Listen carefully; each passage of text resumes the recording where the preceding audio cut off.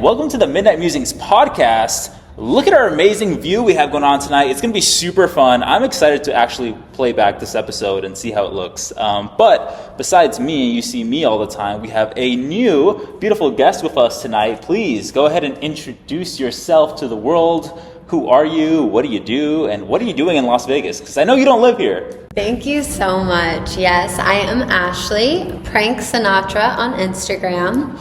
I have been in Las Vegas for 1 month. I'm actually from Miami, but I've been working out here. So actually starting tomorrow, I'm doing the International Security Convention, which is always super cool. I've met some really interesting and amazing international people through this event that I've actually been working for 10 years, not to date myself. Oh, nice. Yeah, it's been like, I think I started working for this company when I was like 19. Ooh, we're going to start tracing your age now. Oh my gosh, it was so much fun. They're great people. So it's called Vitech. They do facial recognition security cameras. They're like a camera manufacturer.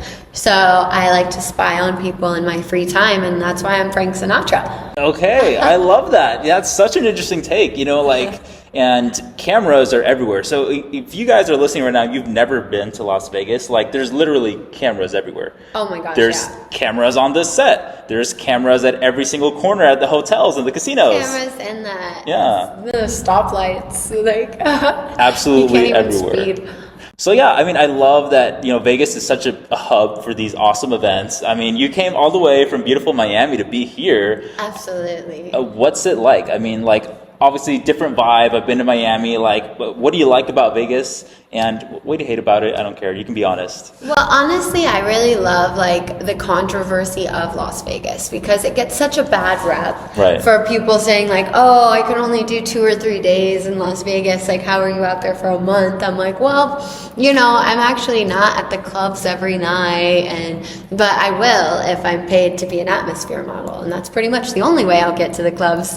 Look at that plug right there. I'm just saying hey, if you want some atmosphere models, we will bring the party, but not for my own time. I actually like to go hiking at Red Rock and do the Calico Bay, and there is this one trail that's actually really amazing if you haven't been. It's an old train. It's what would you call it? Train tracks. Oh my gosh. Oh, is that the one where people can sometimes rent, I guess, one of these old carts, and then they can be pushed on the carts? Yes. Oh, that's sick. I've actually wanted to do that. Yeah. Oh, you must. It's amazing. I like to do sunrise. On the top of the mountains, it's just an incredible view. And I don't get the mountains in Miami, which I do love Miami so much because I'm a beach girl. Not that you can tell by the tan that I don't have right now, but typically. So, based on our combos before you hopped on the podcast, and then also now, it's nature seems to be a really important part of you and your personality and stuff. So walk us through that journey, because I feel a lot of us are city locked. I feel Vegas is very city locked. Obviously you got to go a little bit outside. Maybe some Henderson has some nature, the trails or whatever. But if you want to be in Mount Charleston or some other places, you got to drive for a little bit, so it's what has been, I guess, that journey to where you and nature are really tied up. You're all best friends. The running joke with me and my friends is literally they call me a Disney princess because I can find animals everywhere. One time, literally for my 25th birthday, I was outside the Cosmopolitan because everyone kept talking about egg slut. It's not the best. I think I've had better breakfast. It sounds overhyped already. It's super overhyped. As a Vegas local, I was so disappointed, but I actually did not get there on this day because I went to go, smoke a little joint because it's my birthday and I do whatever I want on my birthday. And I wanted to obviously have a hearty appetite for this egg slut that I was super hype about. And I saw this little blue parakeet. Okay. And it was getting beaten up by a crow. Like, I couldn't even make it up because I do have witnesses. That's crazy. For this story. So I go and I like pick up this parakeet, and I was like, oh my god, it just let me pick it up. So I hadn't really planned on what to do, so I went to the Starbucks and I asked them for a to-go box. So I like made it a bed in this box, and I closed it, and I Ubered to 4 different pet stores, which actually Vegas does not have any pet stores, especially here on this trip. So this was such a mission. And then I finally get one with bird supplies. Okay. So I go and I get this bird, a bird cage, and I'm living at my friend's house, and they have like Airbnb guests as well because it's a big location. So there's usually like at least 2 or 3 renters at all times on top of like my friends that we already have. Right. So in this particular situation, I went and I got the bird and I brought it to the house, and I was like, hey guys, we have a new house pet. You're so dedicated. Oh my gosh. Like, forget like Pocahontas. Like, it's like you're like going without powers, you know, out of like your best interest to like just go and help this animal. That's freaking awesome. It was so after about a week with us, it started singing, and it was like totally like a happy bird, and like I was trying to get it to walk on my finger, and it did, and then I went like this to look at it, and it flew, and then I was like, it was such a small cage, and I knew that the reason that it had probably been at the Cosmo was because it had like tried its whole life to escape from somewhere. I was like, man, I wanted to save it from the crow, which I did, but a bird in a cage, it just felt so like wrong to my soul, because I wouldn't want to be trapped in a cage if I could fly everywhere. Right, your ability is to fly. Originally, that it couldn't fly, so when I realized that it was flying fine, I opened the door and I let it free, and I sprinkled my friend's backyard with birdseed, thinking that it'll stay there forever. Right. And everyone in the house got so upset with me. They were like, how could you bring us a house pet and then set it free? And I was like, well guys, it was wrong. I couldn't keep it in the cage any longer. And they were just like, Ashley, I will never understand you, because it was like hard enough for you to convince us like, okay, let's keep the bird, and then you set it free. And I was like, it was an obligation to my soul. So 2 years later, I came back and I saw this one neighbor, because I had went to go check on the bird to like make sure it was in the bush. I couldn't find it. So the neighborhood was like keeping an eye out for the bird, and literally 2 years later, one of the people recognized me because I always hop the fence to go feed the ducks. The duck community is thriving, by the way. The duck community. Yeah, shout out duck community. You have to thank this lovely lady for your lives. Otherwise, you'd be roadkill by now. I mean, the ducks are totally thriving. Actually, there's a lady that lives in the neighborhood. Her name's Peggy. She's so cute. She helps with the ducks too. And she just like, it's so good to like see like what I started so many years ago. And now there's like a whole organization that's like fighting against the HOA, who doesn't, they call them wild ducks, but obviously we're in the desert, so they're like pets that got abandoned. Yeah, they're all domesticated to a degree. I mean, they live off our bread and seed. Come on now. Yeah, definitely. And sometimes dog food, people feed them like some of the silliest stuff. I've seen Cheetos. I've seen everything. I'm like, okay, these ducks are going to get diabetes, because that is the thing. Animals can totally get diabetes. You know, I wonder if it's really a problem. I wonder if fish can get diabetes, because so we have this thing. So do fish even possess the ability to like do insulin and that kind of stuff? I don't know, because in Lake Mead, there's this marina in Lake Mead, and if you're a true Vegas local, like you've lived here your whole life, you had to have go there, because it's one of like the few places that you can kind of get away and have fun. And it's just riddled with all these super fat fish. Like, they all go there, hang out by the marinas, and everyone gives them, like, they literally have places where you can buy snacks. No one's really eating those snacks. They're buying them to give them as feed for the fishes. And it's like, it's literally the most hilarious thing, because you'll buy a huge bag of like popcorn, and you're just like giving them popcorn. And I'm just like, you know what? I don't know if this is good for y'all, but I mean, you're fat. and you seem to be enjoying your life swimming away. Even if your life is a little shorter, you can enjoy it. So I think that probably, if I had to guess, answers our question. I believe that fish most likely can get diabetes. Right? And you know something? That store should really be responsible and sell the flakes. They should sell fish flakes. Yeah, really. I mean, I think the furthest they go is they sell actual like fish bait, so you can get other fish. But yeah, I don't think they sell flakes. So.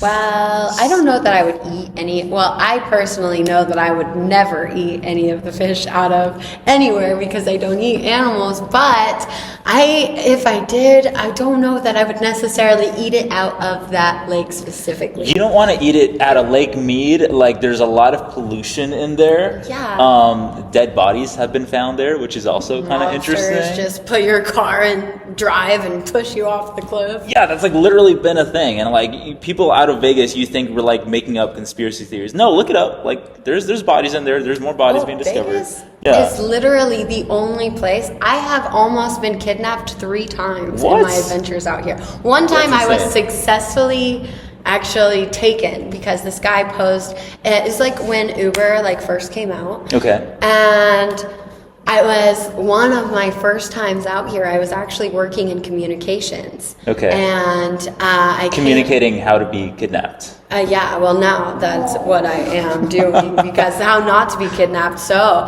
this is how you get out of it. So he was like, "Oh no, I'm not your Uber." Because at first I get in the car and he was like, "Are you waiting for your ride?" And I was like, "Yeah, Ashley." He was like, "Yeah, come on." So far, so good. And it seemed right. Brief pause, guys. So tell us about your kidnapping story, because so far it seems like the guy's normal. He's checking in on you, like, are you the person or whatever, and so far so good. He even had the Uber sticker in his window. He's slick. That's like serial killer slick. Like, he knows. That's premeditated. I saw this ring of keys and I'll never forget it. It like haunts this memory. There were so many keys on this and I'm like, those are his victims. I think somebody left these keys here. And he was like, no, those are mine. And he like took them out of my hand and I'm thinking, oh, are you also a janitor? Like, what in the world is this? So he asks me as we're on the highway, he's like, so where are you going? And literally every red flag went off in my mind. I said, the app didn't tell you where I was headed? Right. And he was like, oh, no. I just saw you and I knew that we were going to be friends. What? So I am going to be your personal driver. I was like, oh, wow, I'm so lucky. I said, we are going to be friends. Let me tell you something, buddy. I just want to get to gambling because I'm here in Viva Las Vegas, and this whole time I am like low-key panicking, but my grandma, she's watched so much Law and Order with me, and like the SVU unit and everything. I was like, okay, think about what I learned with grandma on Law and Order. Like, how would she want me to handle this situation? Shout out Ashley's grandma for saving her life. Literally, thank goodness she made me watch that show because I never knew until this moment. I was like, whew, brass pipe. Thank goodness I've come prepared. So I said to him, well, since we're friends, I think you are my good luck charm. And I can't wait to get to gambling, but I have this huge check on me, so I need to go to the bank so I can cash it. And I go, he's so obvious. That was a slick move. He's like, yeah, I'm going to kill this chick and I'm going to get her money. Like, yeah, let's do it. Obviously, I had to set the situation up so he knew after he killed me, he could rob me too. So I was like, oh yeah, I can't wait. And then he was just like so happy about it and took me right to the bank. And then I get in the bank and I tell the lady that the situation at hand, and I'm like, I need to go out this emergency exit door because you go in like through the back and the other entrance, like the emergency exit, is on the other side. Okay. She starts arguing with me, saying that she cannot open the emergency exit door unless there's an emergency. I was like, woman, there is an emergency. I tell her exactly what happened. Okay, and she's we need to know. Sorry, I can't help you. We need to know who's the bank. Let's shout them out a little bit. Oh or do you remember? Gosh, if I could even remember, I think it was Wells Fargo. To be honest with you, that's hilarious because of the Wells Fargo building that's like right there. It is. It was like right around here. I was in right there. North Vegas. It's in frame. Yeah. Oh my. Wells Fargo. Is that you? Wells Fargo. Is that you? Remember me? I pressured you. Well, actually, what I told the lady is I told her the story of what had happened, and she was like, yeah, I can't help you. And I was like, look. She's like, go ahead and die. Sorry.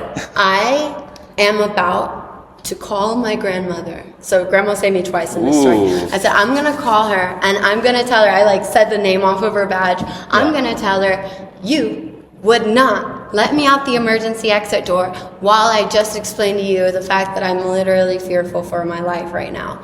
And she was like, oh my gosh, let me get my manager. The manager opens the door up right now and just like, boom, like out of here, go, go, go.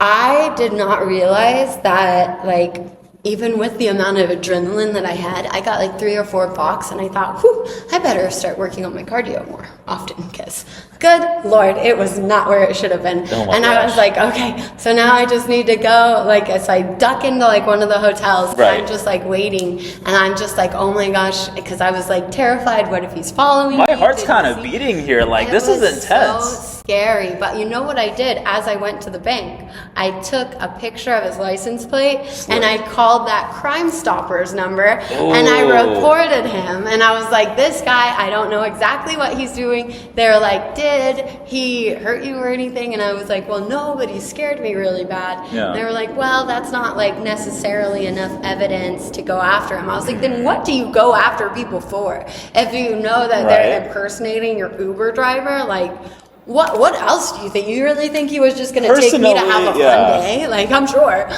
it was going to be fun for him. Fun for him, yeah. But it probably wasn't going to be so fun for me. No. So what do you guys think is going to happen right now? I mean, Ashley's still here with us, so I'm safe to say I think she made it out unscathed, but we'll find out right after this commercial break.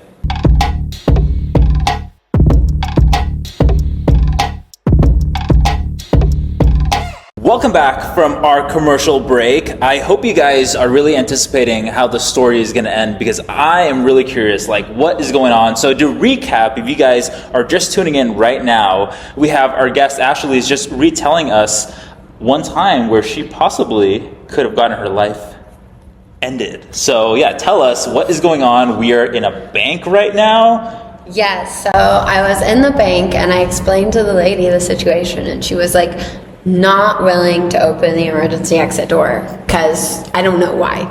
But I was like, okay, lady, if you do not open this door for me right now, I'm going to call my grandma and I'm going to tell her whatever the lady's name was at the time. I can't remember. I was like, but we'll just say Karen. Karen did not open the door. She works at Wells Fargo Bank, and I'm going to pinpoint her location. Let me tell you something about grandma. I'm her favorite. So she is not just going to let that slide. Like, you're going down, girl. Yeah. So, grandma's going to show up the block. She's going to show her the business. And then it's going to be a real bank emergency. Oh, yeah, definitely. Like, they're going to own the bank next. And it's funny because my grandma actually always had this running joke to where if anyone ever kidnapped me, she said that I would either befriend them and they would give me back, or I would annoy them to the point that they would have to hold me for a negotiation. Like, oh, we'll take her back for this much. Right? Hey, we'll take her back for like, I don't know, $1 million. That's pretty favorable, US, yeah. $1 million US dollars. But no, that was gladly not the case in this situation, because I did talk to the manager and I explained to them the story, and they apologized to me and let me out the emergency exit door. And then I proceeded to run 3 blocks, and I was even in like sneakers, like I was in, good shoes. So you had the advantage, at least the sneaker advantage, yeah. I did, but what I didn't have is like that cardio stamina with all that adrenaline. I was like so freaking out. I was like, oh my gosh, I wanted to cry. I was looking crazy, just running through. I didn't even know what direction I was headed into. You're just like, I gotta get to safety. And then I was thinking, oh my goodness, to get home, am I gonna have to get another Uber? Because that didn't work out the first time. It's him with a mustache. He's like, hey, I'm here. Like, I'm back. I saw that because he had the Uber sticker. Yeah. So I was like, oh my gosh. To this day, I only use Lyft. Okay. It traumatized me. I'm sorry, Uber. We're not friends anymore. We broke up a long time ago, and that's why. Something that happened the next time I had brought my grandpa out here for his 80th birthday. This is such a family-oriented episode. I love that. We have grandma saving lives. Now we have grandpa here. Like, I love this family unity. Awesome. My grandma is like the biggest sweetheart in the world, and my grandpa is like such the typical like old school rock star, rock and roller, playboy, like still is getting girls that I'm like, okay, grandpa, I don't need to. Yeah, some grandpas, they just got it like that. Like, you know? My grandpa's got it. He's got good hair. Some young men can really learn from grandpas. He's a handsome grandpa. I mean, I've seen him and I'm like, there's like one time I was at my grandpa's house and there was like this 42-year-old lady that was like staying with him. How old is grandpa? Just to kind of set the tone. Grandpa's 85. Jeez, grandpa's still pulling? Like, oh yeah. And I was like, oh, hello, hi, who are you? And I'm thinking, like, am I related to this woman that I've never seen? You're about to be related. I know, she's about to be step-grandma. So, oh my gosh, that was so wild. And my cousin's like, yeah, that's grandpa's girlfriend. And I was like, hey, yo. No. I was like, just totally like, no way. He was like, you have to be nice to her because my aunts, they were just like, trolling her. They were like, we do not accept you. You're our age. Oh my gosh. Dating our father. Like, oh my gosh. It was such a Jerry Springer episode. I couldn't believe it. And I was like, honestly, guys, grandma's gone. Like, what's your problem with grandpa having a hot young piece of slice? Like, let him do his thing. Yeah, he's got to relive the glory days a little bit. Yeah, you know? He's not dead yet. Like, come on. It's tough for old people. Like, just like, okay, not to kill the mood, right? But like my great grandma, like she lived until like 98, and my great grandpa had been dead since like the year I was born. So like he was dead since like 96, or actually a little bit after I was born. He died in 97, and up until the year 2020 or 2021, I think 2020. You know, she was all alone. You know, so like 25 plus years just all alone. You know, and you would think, hey, you know what? Maybe it would have been nice for her just to meet an older man, you know, even if it was just kind of more like platonic, like almost like roommates, like just keep each other company. Yeah, just like a best friend, you know, at the bare minimum. I'm not sure if she was just grandpa's best friend, but those are details that I don't even want to know. Yeah, grandpa's looking for that Blue Chew sponsorship right there. Sometimes grandpa and I have gotten so close that like I've learned to knock, and then I've learned to pause after you knock. Right. It's very important steps to take when entering a man cave. Like there's a process that must be done, otherwise trauma is right on the edge of that situation.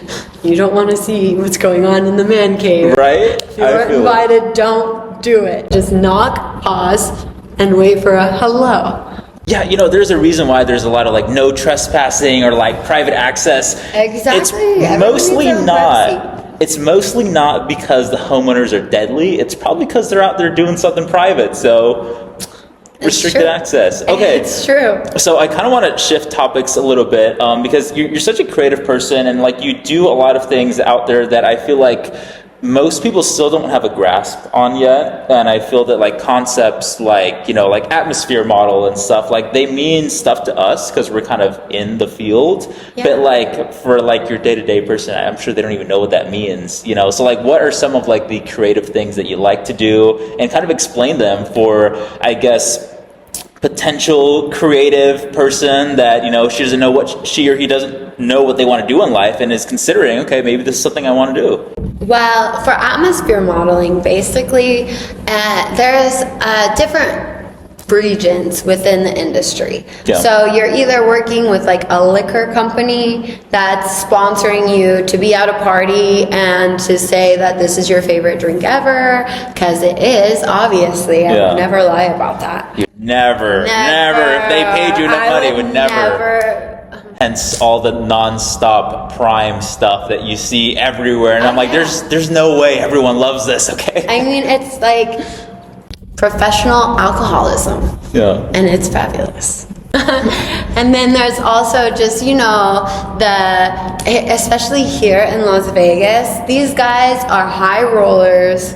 They're coming out here to like sow some oats. They have goals. They want to be surrounded by hot chicks because hot chicks bring more hot chicks. Yeah. And they want someone, you know, that knows what to say to a 22-year-old girl because they probably don't. Yeah. And I mean, it's like, okay, that's why you get all these like casting agencies and stuff, and like they're like the in-between person, because it's like, you know, you probably get to sign between so many of them because they're kind of just like, yo, you talking to these older folks, these old heads, like, you want to be surrounded by some eye candy I got, you know, from here. I even know, like, certain princes and things will contact the big agencies and pay a ridiculous amount of money for top models just to come and visit their mansion. Yeah. Now, I don't know. I feel like that's dangerous, but it's kind of like yacht party dangerous. Probably how Meghan Markle met Prince Harry. Honestly,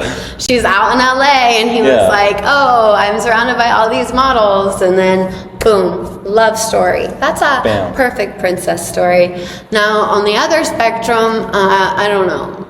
You know, you end up in an island and you never come back. That's the worst case scenario, but but we won't go there because we're living the life of luxuries over here. And also, we already know that we can't be kidnapped. Even on an island, I would survive. I would like, your final girl energy right now, okay? So I mean, okay, you didn't trip when you were running away, right?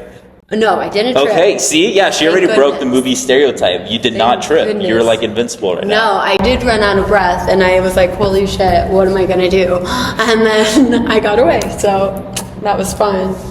But, I mean, it's just like, honestly, with the different, like, companies, sometimes also different brands and products, I'm sure you know, because you're in marketing as well, they'll literally pay girls to go to a cool event that's sponsored or that they have sponsored just to go around and walk around just wearing their certain outfits and things like that. Like, I've worked with Karma International, I've worked with Maxim, I actually go-go danced for Snoop Dogg. I was dressed as a referee. This is in 2016 at the Cincinnati All-Star Bash, and literally we're like me and this other like blondie, like just totally sweet little princess, Lucky Charm looking girls, like probably not Snoop Dogg's type. I mean, he has a type, you know, whatever. Snoop Dogg, what's your type, man? Yeah, tell us. Which, by the way, he gets on the mic and just calls us out. No way. Because we're dressed as referees, he goes, "Hey, refs, find me a girl that can twerk." Because, like, apparently we were dancing, like, you know, just keeping it right here. We were on it right there. We were on that hitch status, like not trying to do anything too embarrassing. I don't want to fall off the stage or something. Right. But it just so happens, two of my girls were right there. And, I love that. You know, they like to dance a little spicy. So I pulled them right on stage. It was as if it was planned. And then I get off stage with Snoop and I was like, "Hey, by the way, you see how I made that happen on stage? I can do that all the time because I'll be your wingman."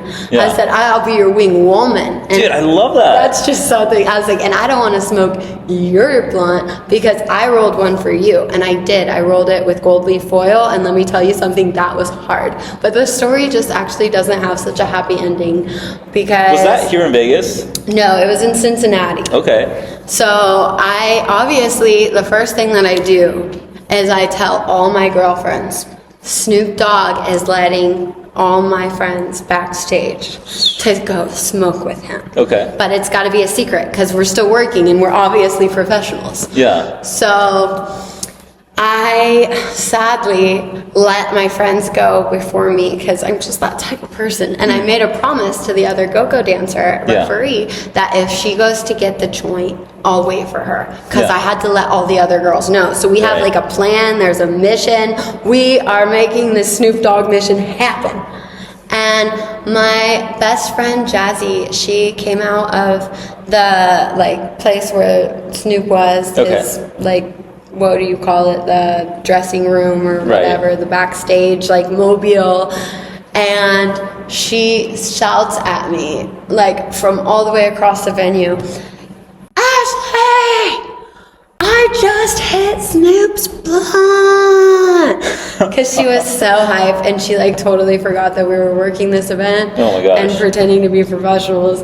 And that just flew out the window. That's fine. Yeah. The security guy was like, "You better go in right now." And I was like, "No way, dude. I kept my promise. I'm keeping my promise. Like, just give me 2 minutes. She's gonna be right here."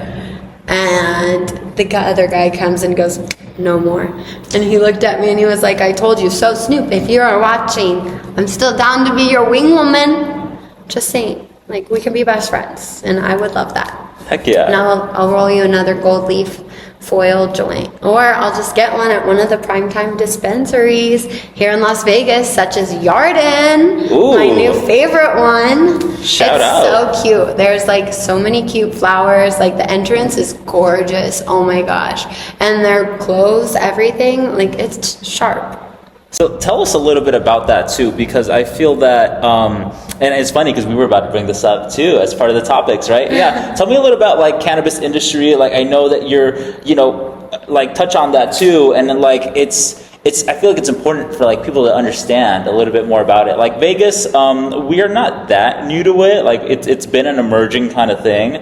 But for those that may live in states where it's like, I don't know, maybe still illegal, I don't know. Yeah. Give us like the rundown of like, what it's like and like how cannabis has evolved, like. Well, first of all, I would like to say it's literally dope.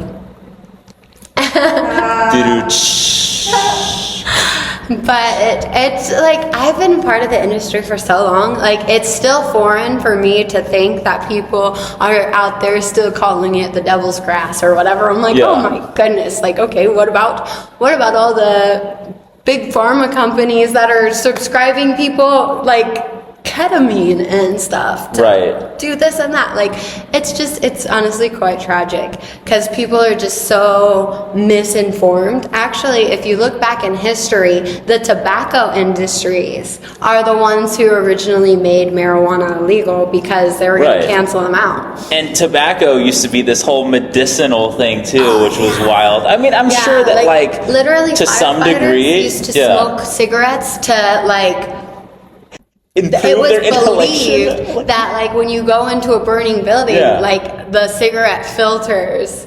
It's so mind-blowing. Right. And obviously they used to be made in different ways and this and that. Yeah. Like it is a leaf. It's actually an ugly plant. If you guys haven't seen a tobacco plant, I have no idea what it looks like. It's ugly. It looks like a giant like rotten cabbage. Huh. Like if you've ever seen like a cabbage plant, imagine it like maybe like 100 times bigger. Like they're like this big, and it's so ugly. Like it's not even an appealing plant. Like the leaves are huge. I guess that's beautiful, but like marijuana, it's got so many colors and different flowers, and what I mean? Use cases for it too. Like, and people like think marijuana, they instantly think of like tripping out or things like that. And it's like there's so many uses practical. Like even like as a protein alternative. Like I actually really loved using whey protein. I read a lot of things about it. Like it won't kill you on the spot, but there are some things that are a little bit carcinogenic, cancer causing, for those of you who don't know what that means. So I'm just like, I'm trying to break apart from whey a little bit. I like egg protein too, but yeah, hemp is a pretty good alternative.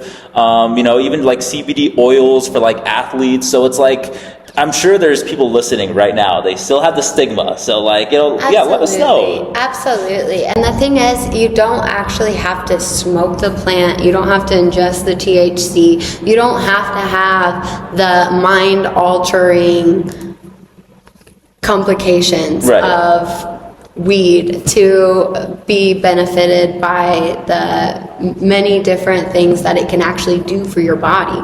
Like you said, like the CBD oils or the CBD, even just ingesting the CBD, it has so many medicinal purposes, like based upon the strain, based upon the amount that you're taking. Like if you're having trouble sleeping, if you're having trouble with anxiety, if you're having inflammation, it literally is an anti-inflammatory. And, and I feel like this is like getting from like lighthearted to like almost like serious talk, but it's fun. Like, sometimes we really got to face the facts. Like if you guys really think that like having an ibuprofen, like sometimes every day, is better than, like ingesting something that literally comes from a plant, and like the ingredients aren't like super manipulated either. It's just funny because everyone's like, oh, weed, that's terrible, I would never. Right. But can anyone tell me what's in an ibuprofen? I have no idea. What is an ibuprofen? Okay, exactly. If someone is in nursing or the medical field and you're listening to this podcast right now, we don't know. So please put it down in the comments. Do you even know? Do they teach you? Are they allowed? Like, is Big Pharma allowed to teach you guys what is actually in an ibuprofen? Because I have no idea.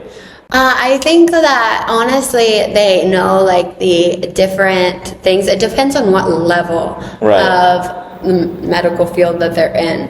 I actually studied to be in the medical field. Oh, really? Yeah, I was a fire cadet and an EMT. Oh, no way. So I'm actually a fainter. So at the end of my EMT process, I realized that was not going to be the best career move for me, because I saw something in the ER during my clinicals, and I was actually doing my clinicals with my aunt at the time. Thank goodness. Because I go out of the room and I just check this patient in, and they proceeded to show me their injury, and it was unsightly. Okay, we gotta know now. Like, we're listening right now. Like, what is this injury? It was horrific. I want to be invested. Come on now. Okay, so they were experimenting sexually. What? With a glass bottle. Oh, God. You know what? I so regret asking this, but we are all listening right now as an audience. In the rectum. And, like, they couldn't sit. They were sweating. Like, it was just, like, blood everywhere. And I was oh my gosh. And they were like trying to show me, and I was like, no, and it's okay, let me go get the doctor right now. I'm just here to take your vitals, everything. Like, I'm checking you into the emergency room. The doctor's gonna be right here. They're right behind me. And it was so busy. It was like a full moon, and I go out and I was just like so pale, and I was sweating, and I remember I got this feeling in my like nausea, just oof, and I got this wonk, and I was like, oh God, here we go. And I come out of the room, and my aunt just looks at me, and I was like, Liz. And oh my gosh, did I get made fun of. And they were like, maybe the ER isn't the best place for you to continue. But it was your first time seeing something like that, right? I mean, other than I'd seen the movies and stuff, right? Yeah, but totally different. Yeah, like in person, that was just and it was just so traumatic, because I'm sitting there trying to wrap my brain around, like, why would someone literally shove a bottle of glass up there? Okay, tell us in the comments, listening to this, what do you think? Have you ever experimented like this, and why? Oh gosh. What would comment make section. You want to shove just anything up there? Like, I mean, come on. Comment section is about to be wild. Okay, I was literally going to ask, how would you react to that traumatic situation if you would faint? People are shoving weird things up their bodies, and it's got to stop, guys. It's got to stop. Y'all are killing yourselves. Like, it's weird. Plastic things. Plastic is a whole nother combo. I feel like eventually, we're going to address that one day. We're going to go down big plastic, but I think that's enough action for tonight. So as we're ending this awesome episode, I really love the energy you brought today. Thank you so much. It was such a pleasure being here as well. Yes, it's super fun. So before we go ahead and end the episode, I just want to know, if you had a special message to get out into the world about things that you care and love about, 1 minute, go for it. What do you want the world to know? I think the one thing that this world needs more of, and I'm not trying to go all miscongeniality on you guys, but it's truly unconditional love, because people hold their love to all these different conditions. Like, if you don't do this or don't act this certain way, that you won't get the love that you're seeking in this world. And nothing could be further from the truth, because we're not born in a place of lack. Like, we're not also born in a perfect society, but the one thing that each and every person truly has is the power to take anything and create anything that they want. Like manifestation and mindset just go hand in hand.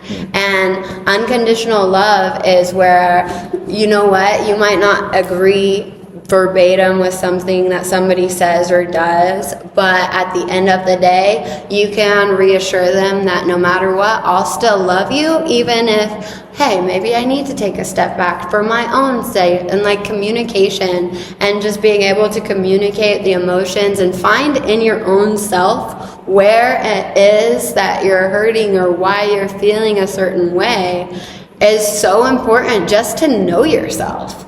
And to be able to have an unconditional love to not only give yourself, but to others. I love that so much, and I think it's important to actually flex that love muscle, because sometimes it doesn't come easy to everyone. Sometimes in this society, you feel like you're a little bit like empathetic, and sometimes you're like apathetic. I don't care about anyone except myself, and that's not how we should live life, So I love that. So exercise love. Thank you guys for listening, and we'll catch you again next time. See ya.